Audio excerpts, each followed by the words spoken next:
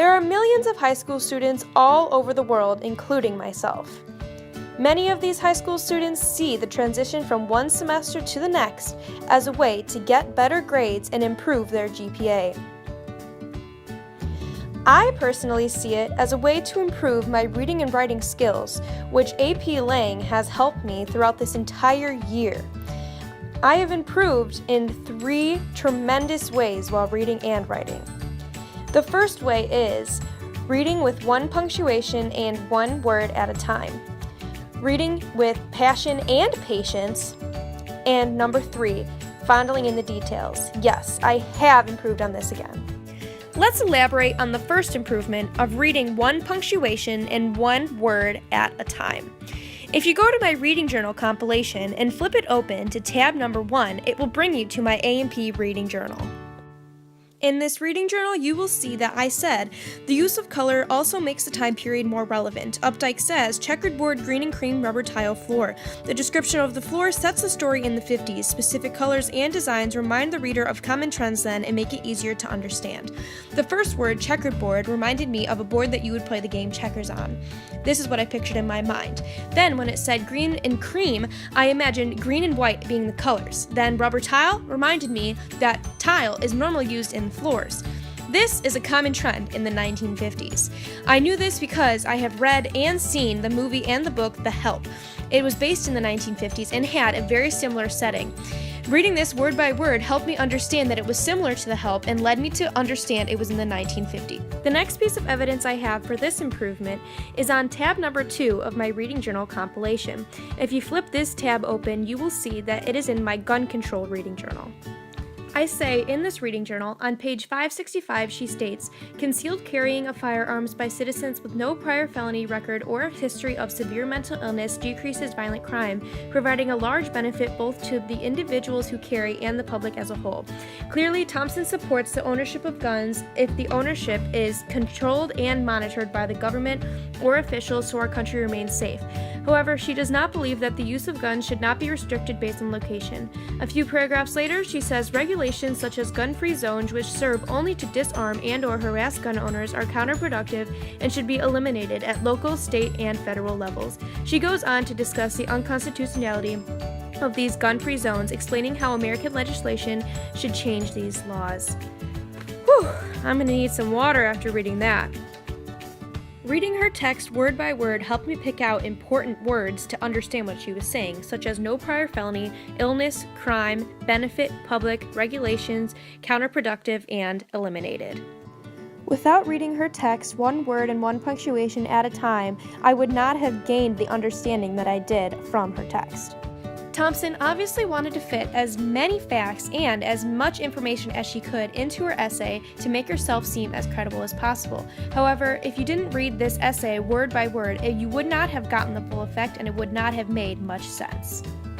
The final piece of evidence I have for my first improvement is in tab number 3 in my reading journal compilation.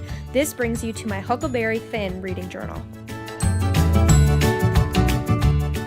In this reading journal, I say, at the end of the book, Huck says, but I reckon I got to light out for the territory ahead of the rest because Aunt Sally, she's going to adopt me and civilize me and I can't stand it. I've been there before.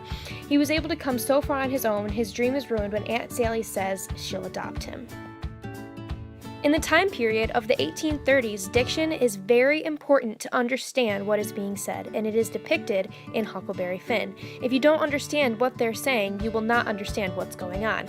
Words such as warrant, victuals, lit out, civilize with an S, and ain't are all used, and they all confuse the readers most of the time. Reading this book word for word is very vital for understanding what is going on. If not, the book will make no sense. When reading, I was able to pick out keywords such as reckon, light out, and civilize, which are all used in the quote I use in my reading journal. Then I was able to conclude that his dream was ruined when Aunt Sally says she'll adopt him, because I read word by word. The second skill I have improved on this semester thus far is reading with patience and passion. If you go to my reading journal compilation and flip to tab number 4, you will go to my immigration reading journal. In this reading journal, I said, when Hansen says the labor market is a system predicated on a cynical violation of the law, he is saying that the San Joaquin Valley labor market was formed on a selfish violation of the law. He states earlier in the paragraph that often people think the needy businesses providing the jobs are excellent. He says the system is formed cynically because the only reason the illegal immigrants have jobs is because the businesses are selfish and want employees without having to pay them fairly. I agree with this description. No matter why an illegal immigrant enters America, it is illegal for a reason. By providing jobs to illegal immigrants, businesses are only thinking about the well-being of their business and their future. Most people do this in America are selfish and don't want the best for immigrants. The system is based on the selfishness misuse of illegal immigrants. Many people can get very passionate when talking about certain topics such as immigration, including myself and many other students in my class. In order to create an unbiased interpretation of what the authors were trying to say, I put my passion aside and read with patience. Then, when I began writing my reading journal, I brought my passion back to the surface in order to make an opinion about what they said. With this opinion, I was able to agree with Hansen openly and make an argument of why. Reading with patience allowed my passionate side to come out when creating an opinion based on this essay. It helped me understand that the selfishness of the business owners were really hurting the immigrants in the long run. This allowed me to see both the good and the bad sides of immigration. The second piece of evidence I have for this improvement of reading with patience and passion is on tab number 5. It will bring you to my A&P reading journal. In this reading journal, I said, in the first paragraph, the author states, the one that caught my eye was the one in the plaid green two-piece. She was a chunky kid with a good tan and a sweet, broad, soft-looking can with those two crescents of white just under it where the sun never seems to hit. The author uses colors to describe the girls in detail at first. Since the author doesn't know the names of the 3 girls, he describes them in detail with color before coming up with nicknames corresponding to their positions in the friend group. Throughout the story, the author makes it seem as though the girls are very inappropriate, which made me very uncomfortable. Reading it made me seem like I was in somewhere I shouldn't be. When reading the story and writing my reading journal, I had to put my opinions aside and be very patient. This reading journal taught me when to be patient and when to be passionate. In this case, I had to be patient most of the time and put my passions aside so my interpretation wouldn't be clouded. If you turn to the 6th tab in my reading journal compilation, it will bring you back to my gun control reading journal.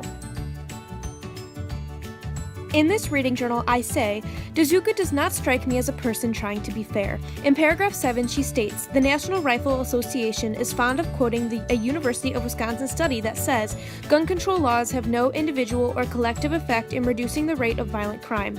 Agreed, but what if handguns were not available? What if the manufacturer of handguns is severely regulated and if guns may be sold only to police officers? This way of arguing reminded me of the Aristotelian argument in which the arguer is seeking to refute other views. Dazuka is consistently valuing her argument, only seeing the opposite view as wrong.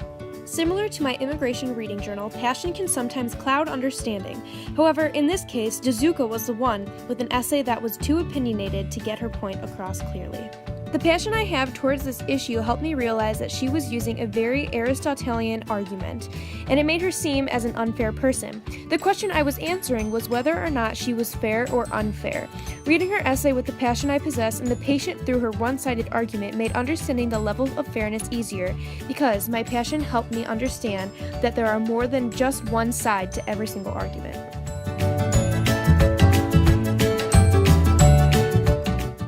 The final skill that I will be discussing today is fondling in the details.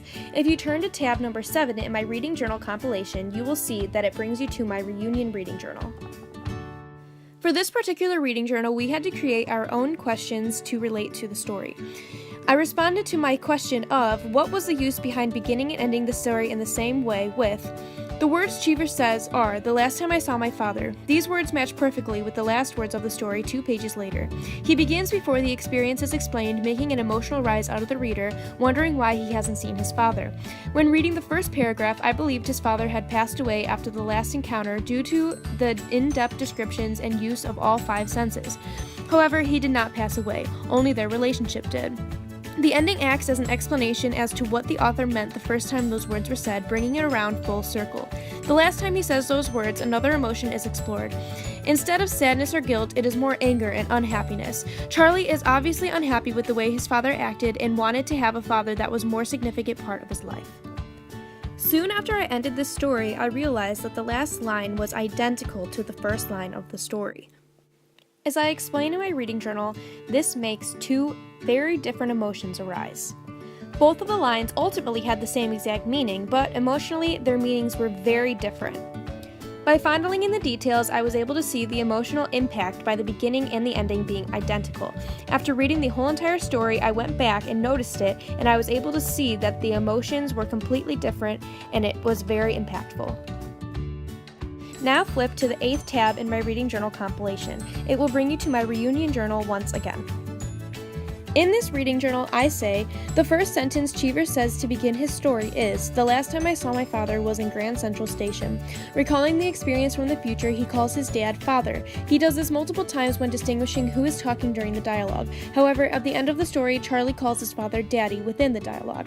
He says, "That's all right, daddy." When narrating the story, the word father is used, and during the experience, the word daddy is used.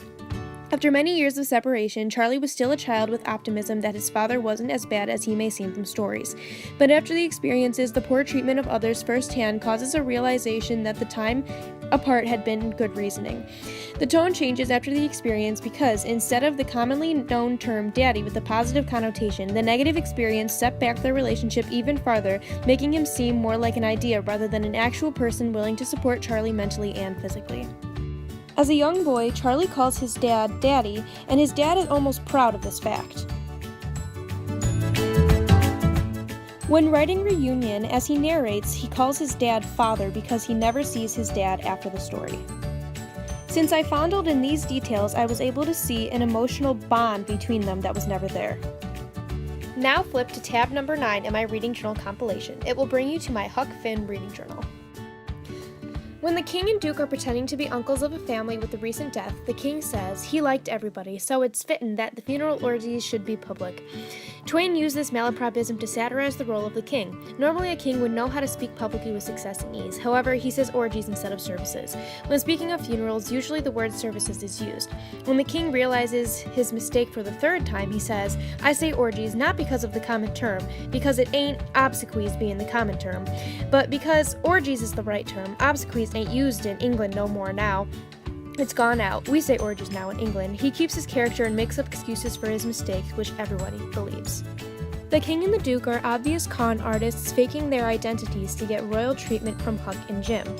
Once they say orgies in front of a huge crowd, you can see them panic through the details that are written in the book. As mentioned in my reading journal, the king starts making up excuses instantly after he makes a mistake because he wants to keep the lie alive. When they mess up, you see them start to panic, and then the details lead to a more interesting book to read.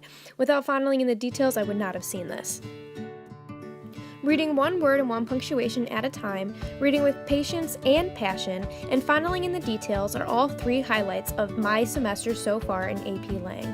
I hope to improve even further by the end of this year so I can carry on my life with it. Thanks for watching!